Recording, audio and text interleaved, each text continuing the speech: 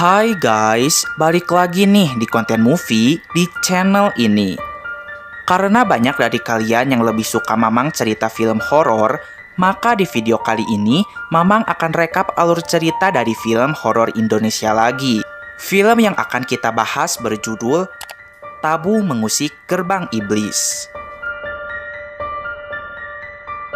Film ini menceritakan tentang sekumpulan anak SMA yang nekat memasuki hutan terlarang, yang dimana setelah memasuki hutan tersebut, mereka semua mendapatkan teror mengerikan, guys. Ih, serem gak tuh? Seperti biasa, siapin dulu cemilan terbaik kalian biar makin khusyuk nontonnya. Gak usah lama-lama lagi, and let's see together.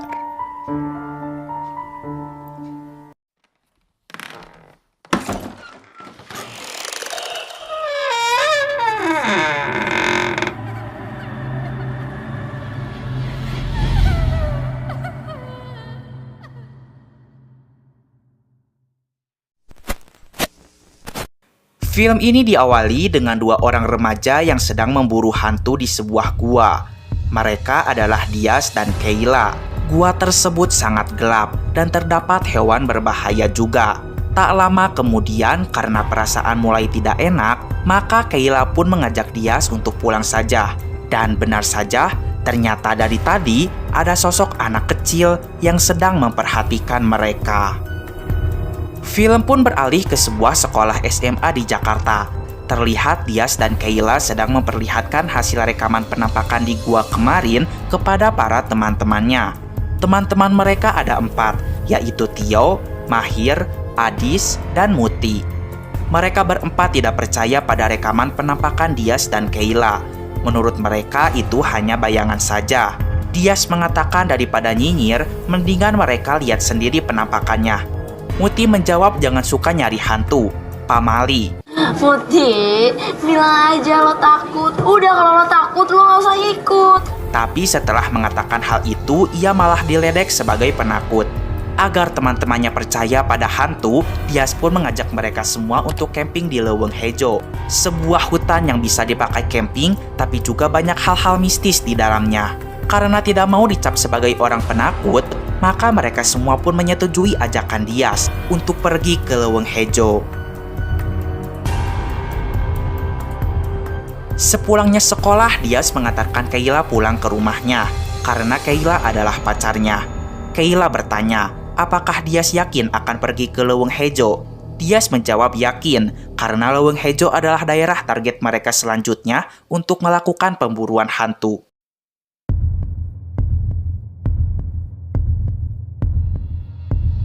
Dias hidup berdua dengan neneknya. Neneknya membuatkan kupluk rajut untuk Dias agar nanti pada saat camping tidak kedinginan. Dan nenek Dias pun sering memakai kalung jimat di lehernya. Dias berencana akan pergi ke Leuweung Hejo pada saat Jumat malam karena keesokan harinya adalah Sabtu dan Minggu, sehingga mereka bisa camping dengan tenang karena sekolah libur. Dias segera menginformasikan barang-barang apa saja yang perlu dibawa oleh teman-temannya. Di sini kita bisa melihat jika dia sudah mengunjungi banyak tempat mistis karena hobinya memburu hantu, dan tujuan dia selanjutnya adalah memburu hantu di Leuweung Hejo. Akhirnya malam yang ditunggu-tunggu pun tiba. Mereka semua sudah berkumpul di halaman sekolah dan mengambil perlengkapan camping yang sebelumnya dititipkan kepada satpam sekolah. Mereka akan pergi menaiki mobilnya Tio dan melakukan perjalanan dengan didampingi oleh Google Maps. Kalian jangan mengusik tempat keramat. Tabu. Sebelum berangkat, Pak Satpam pun mengingatkan agar mereka tidak mengusik tempat keramat. Tabu. Setelah itu, mereka segera berangkat ke Leuweung Hejo.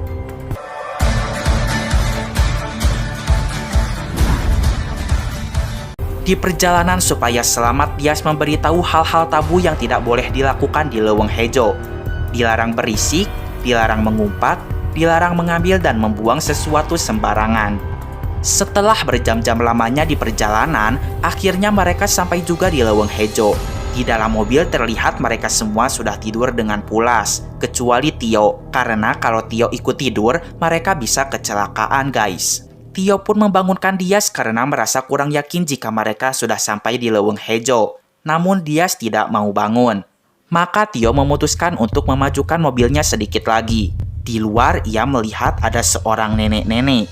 Karena melihat ke arah si nenek, Tio tidak sadar jika mobilnya telah menerobos masuk ke tempat terlarang yang ada di Leuweung Hejo. Dan film Tabu Mengusik Gerbang Iblis pun dimulai.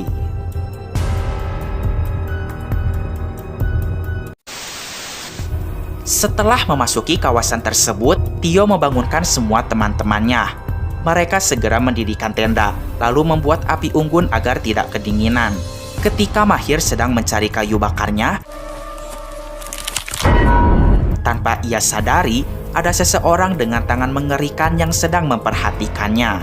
Keesokan paginya, Muti langsung keluar dari tenda, lalu membangunkan Kayla dan Adis karena ingin diantarkan pipis. Muti memutuskan untuk pipis di semak-semak saja. Setelah itu, Adis pun mencari semak-semak yang lain karena ia juga kebelet pengen pipis. Kayla yang menunggu pun melihat ada sebuah bros bunga tergeletak di tanah. Ia pun mengambilnya. Setelah Muti selesai, mereka berdua segera menyusul Adis.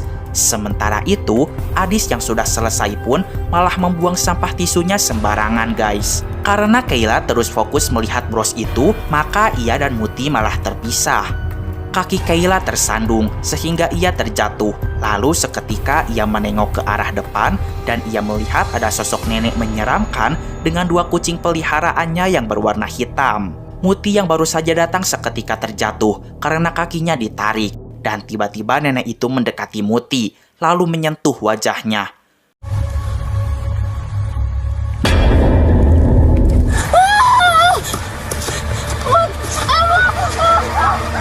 Mereka segera berlari menuju tenda dan memberitahukan kepada semuanya jika ada nenek-nenek menyeramkan di hutan ini.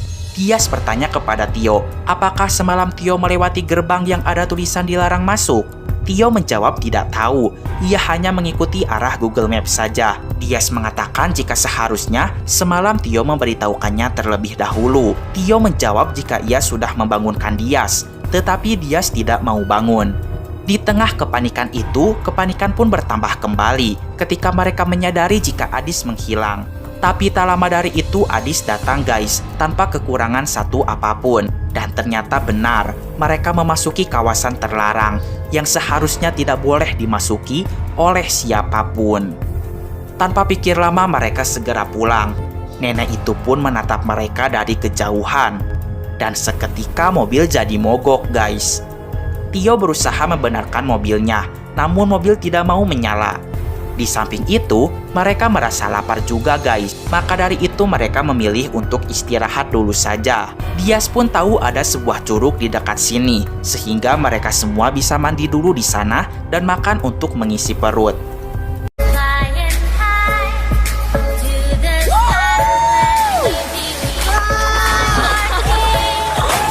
Di sana mereka ada yang berenang, foto-foto, makan, dan saking serunya, Mahir sampai keceplosan mengumpat atau berkata-kata kasar. Aduh, anjing. Aduh, anjing. Tidak terasa waktu sudah sore, mereka kebablasan terlalu lama di curug. Setelah mengotak-ngatik kembali mesin mobilnya, akhirnya kini mobil bisa menyala, sehingga mereka bisa pulang.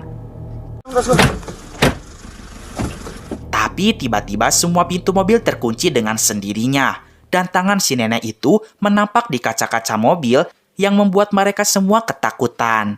Ketika semuanya berlari menjauhi mobil, Dias malah mendekati sambil merekam. Jiwa pemburu hantunya seketika keluar, guys.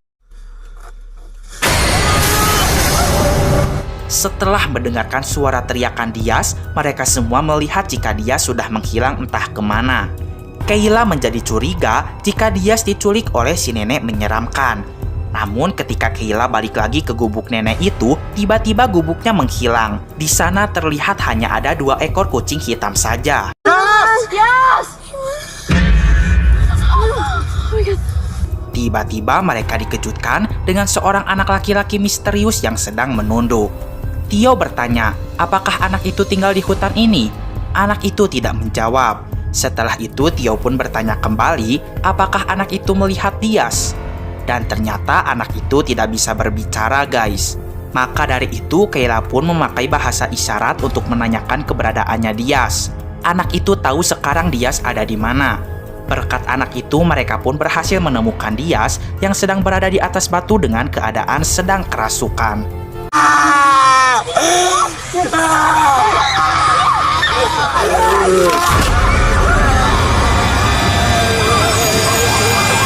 Ketika melihat anak itu, seketika Diaz menjadi tenang. Lalu mereka pun membawa Diaz ke dalam mobil dan meninggalkan anak itu sendirian. Tetapi di tengah jalan Diaz kesurupan lagi. Dan ketika anak itu datang, Diaz tenang kembali. Kayla menjadi tahu jika anak misterius itu bisa membuat Diaz tenang. Kita nggak boleh tinggalin anak kecil ini. Kita harus bawa dia. Lo gak usah bercanda deh, Kay. Maka dari itu, Kayla pun akan membawa anak itu ke Jakarta. Selama di perjalanan, karena anak itu dibawa, Diaz menjadi tenang-tenang saja. Sesampainya di Jakarta, mereka pun mulai berpisah dan kembali pulang ke rumahnya masing-masing. Sebelum pulang, Tio dan Kayla akan mengantarkan Diaz pulang ke rumahnya dulu.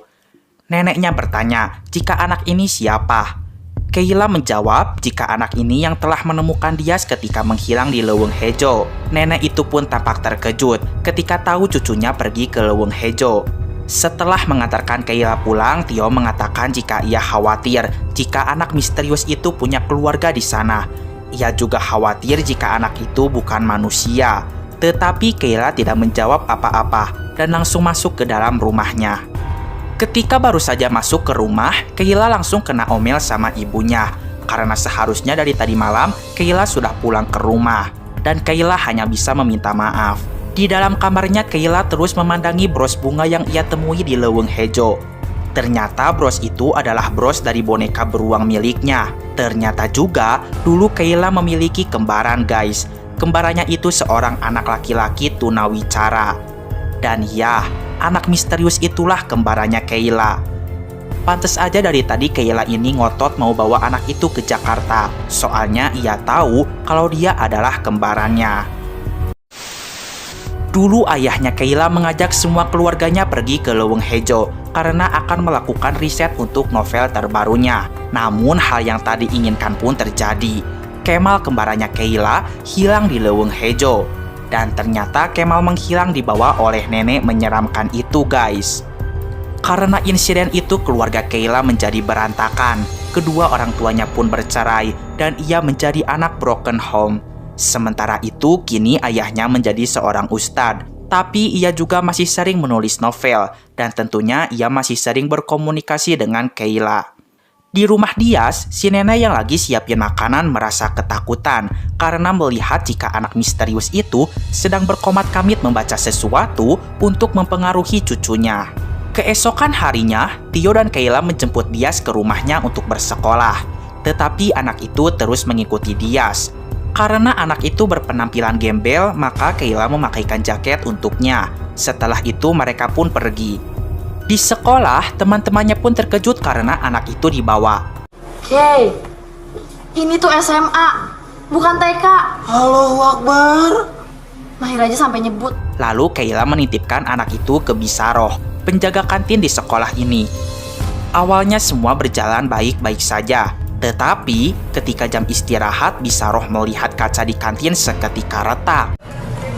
Tong? Lu ngapa di situ, Tong? Dan ia sangat terkejut ketika melihat anak itu sedang memakan tikus. Seketika Bisaroh kesurupan. Tidak hanya Bisaroh, para siswa yang sedang makan pun ikut kesurupan juga. Sehingga terjadilah kesurupan massal. Ketika suasana sekolah ricuh, mereka berenam segera membawa anak itu jauh dari sekolah. Tio pun mengajak mereka semua berbicara. Ia mengadakan voting, siapa yang setuju kalau anak itu dikembalikan ke Leuweung Hejo. Terlihat jika semuanya setuju, kecuali Diaz dan Kayla. Selain itu, Mahir pun memberi pendapat jika bagaimana mereka lapor polisi saja jika ada anak hilang dari Leuweung Hejo, supaya nanti keluarganya tahu dan keluarganya bisa jemput dia ke Jakarta. Malam harinya, Mahir yang akan pulang ke rumahnya pergi ke ATM dulu untuk menarik uang cash. Setelahnya ia melihat ada Dias sedang lewat. Ia melihat Dias menuju ke atas loteng sebuah bangunan. Tapi Mahir yang mengikutinya tidak melihat Dias di loteng tersebut.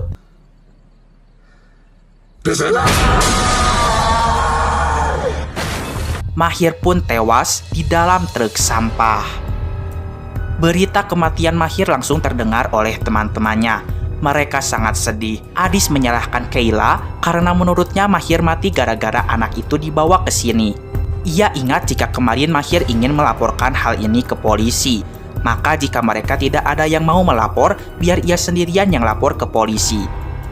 Malam harinya, Adis benar-benar akan meminta tolong kepada omnya yang merupakan polisi untuk mencarikan orang tua dari anak misterius itu. Karena semakin lama anak itu berada di sini, maka semakin banyak pula orang yang akan jadi korban. Ketika di perjalanan ia melihat ada Dias sedang jalan sendirian. Ia pun turun dari taksi dan menghampiri Dias. Tapi tiba-tiba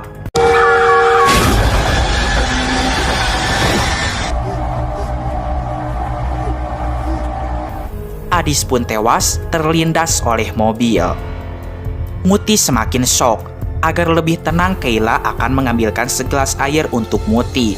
Muti pun seketika tercengang ketika tahu jika anak laki-laki misterius itu adalah kembarannya Kayla. Ia sangat marah kepada Kayla. Dan tiba-tiba ibu Kayla datang dan mendengarkan jika saat kemarin Kayla pergi ke Leuweung Hejo lagi. Maka dari itu ibunya pun menyuruh Kayla untuk segera memanggil ayahnya supaya tidak terjadi hal yang tak diinginkan. Setelah ayahnya datang, Kayla mulai jujur jika ia pergi ke Leuweung Hejo lagi. Di sana ia menemukan bros bonekanya yang dulu sempat terjatuh. Selain itu, ia juga menemukan Kemal. Tio melanjutkan pembicaraan. Jika semenjak mereka membawa anak yang mirip dengan Kemal, banyak sekali hal-hal janggal yang terjadi. Dan selama 2 hari berturut-turut, kedua sahabatnya pun tewas dengan mengenaskan. Ibunya Kayla kembali menyalahkan mantan suaminya atas semua kejadian yang telah terjadi. Ia tidak mau Kayla anak satu-satunya meninggal juga. Lalu ia pun mulai berbicara jika sebenarnya ia juga merasa sedih atas kehilangan Kemal. Selama bertahun-tahun ia mencoba mencari tahu tentang misteri Leuweung Hejo dan mencari cara agar tidak ada korban lagi di sana. Tapi sampai sekarang ia belum berhasil mengetahui semua hal itu. Maka dari itu ia segera bertanya, sekarang anak yang mirip dengan Kemal itu ada di mana? Ia mengatakan jika mereka telah mengusik gerbang iblis. Kalian sudah mengusik gerbang iblis. Mereka semua segera menuju rumah Dias karena anak itu berada di sana. Sementara itu, di rumah Dias si nenek merasa kesakitan karena mendengar bisikan-bisikan dari anak itu. Sesampainya di sana, mereka segera berpencar. Sebentar.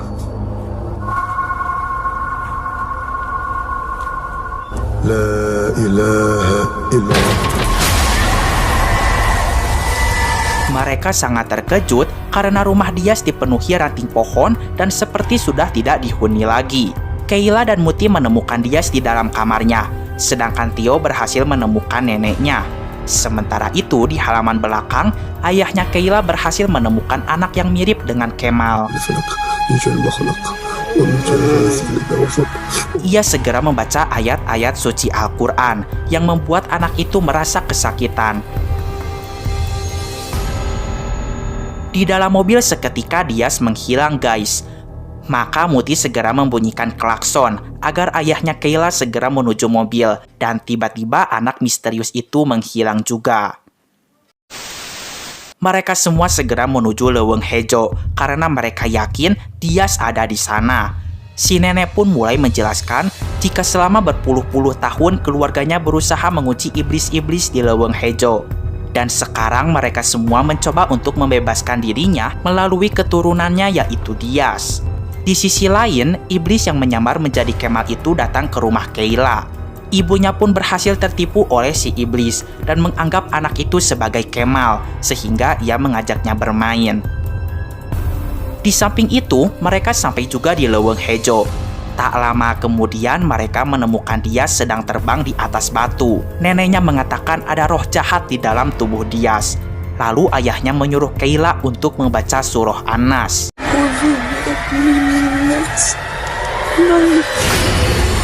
Hal ini membuat Dias kesakitan sehingga Dias tersungkur ke tanah.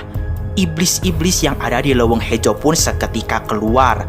Ada iblis tanah, iblis jangkung, iblis pohon rambut panjang, dan iblis-iblis lainnya yang menghantui mereka semua. Di rumah, si ibu pun mulai sadar jika itu bukan Kemal. Anak itu berubah menjadi iblis nenek menyeramkan. Nenek itu mengejarnya dan berubah menjadi dua. Tapi dengan kekuatan ayat kursi, akhirnya iblis nenek itu menghilang dan juga semua teror di leuweung hejo berhenti.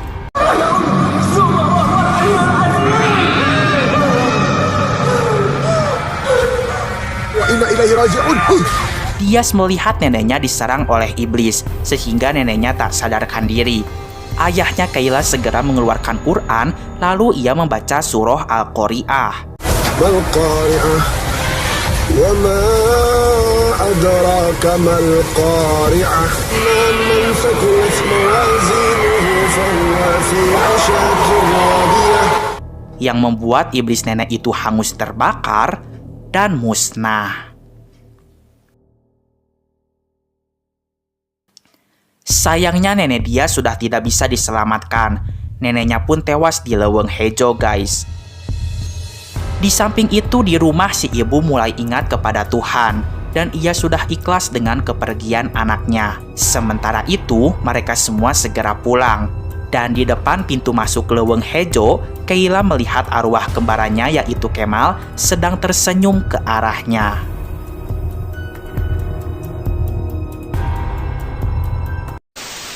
Setelah semua kejadian ini terjadi, sekarang Dias hidup sendirian.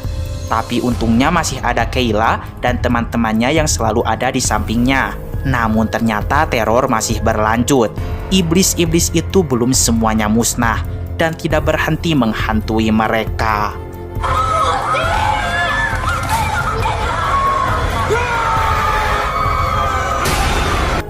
Dan film pun selesai.